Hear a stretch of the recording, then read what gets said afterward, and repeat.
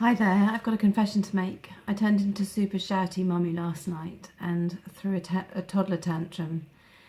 And so I thought I would just share with you what it's like down on the ground here and how I went about rectifying it in case that's helpful to you. So the evening was a little fraught and then it got to bedtime far too late despite my very best intentions for a Sunday night.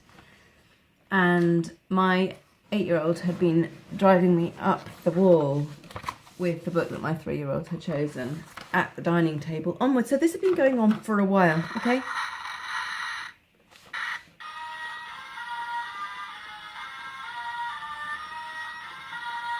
Got my picture?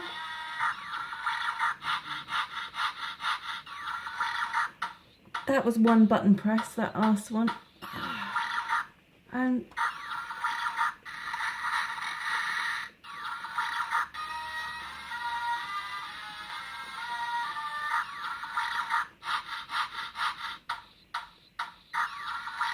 that's one button press.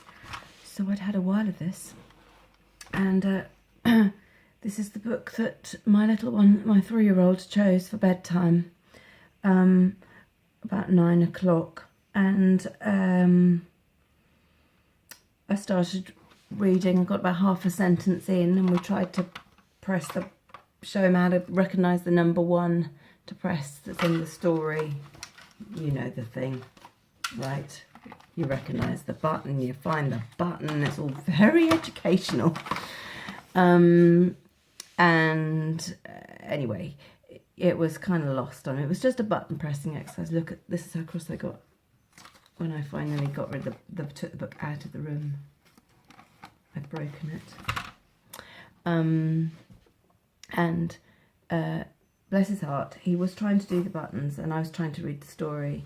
And it got to the point where he had to choose the big one, right? But he kept pressing all the other ones, like over and over, and I couldn't hear myself talk. And in the end, I just grabbed the book and threw it across the room. And then said, right, that's it. We're not having that book anymore. I'm going to go and get the other Bob the Builder that doesn't have buttons.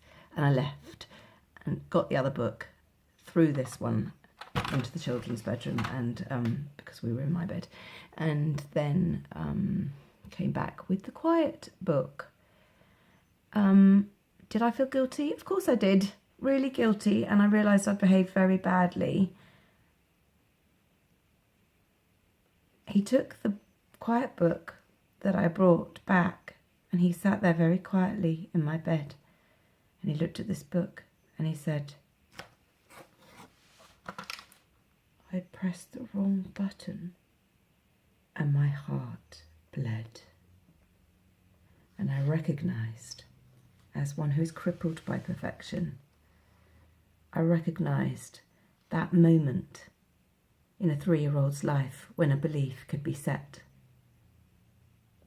And it stopped me dead in my tracks. And I knew that I had to undo what I had done and make this right. So I told him, I had just made it really clear to him, I apologised for my behaviour. I said it was wrong for me to get cross and that it's okay for him to make a mistake. It's okay for him to press the wrong button. It was Mummy being tired and it was Mummy who behaved wrong, and it's okay to press the wrong button and make mistakes. And I think he got it.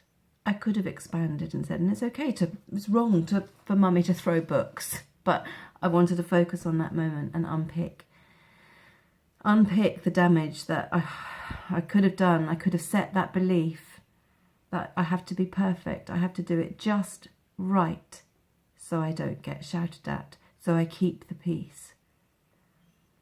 And I'm making myself late for a meeting here, but I just wanted to capture this because it's these tiny moments in an adult's mind that can be the huge life-altering, belief-setting moment for a small child. And I got it really wrong, so I had to make sure, as sure as I could, that I made it right, and I really hope I did.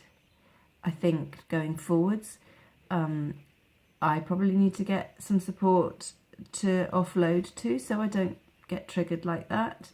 And I am getting a lot of body work because I've had an accident pre-Christmas that I'm still trying to rectify.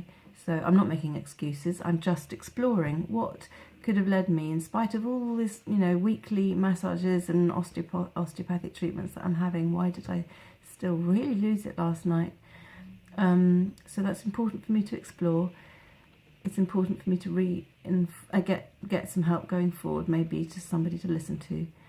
Hand in hand, talk about listening partnerships. And so something like that. And thirdly, that I reinforce that message to him ongoing, that it's okay to make mistakes. And it was Mummy that was wrong, without dwelling on it too much. But yes, and the last thing I wanted to say was that it reminded me of, as I was thinking about it this morning, it reminded me of an incident at school that, again, was probably a really inconsequential moment in the life of my teacher. She probably never even thought to look back on it. And for me, it was profound. It was a teacher that I really looked up to. She had beautiful long hair, and she'd sit there combing it. I used to love playing hairdresser when I was little. This was primary school. I was about 6, 7, I suppose, maybe 8. And anyway, whatever it was, we were learning to read to ourselves, and I got stuck on a word, and I went up for help, and I pointed out the word, and she told me I'd got it completely wrong, and she told me the word back, and it bore no relation to the word that I was looking at on the page. So I thought maybe she got the wrong word. So I was like, no, that word. This happened about 3 times, and she smacked me on the bottom. She thought that I was just mucking around or being difficult. Smacked me on the bottom. I was so shocked, and I wet myself a little bit, and that really has stuck with me. Just from a personal experience, what that moment with Leo could have been last night. So I hope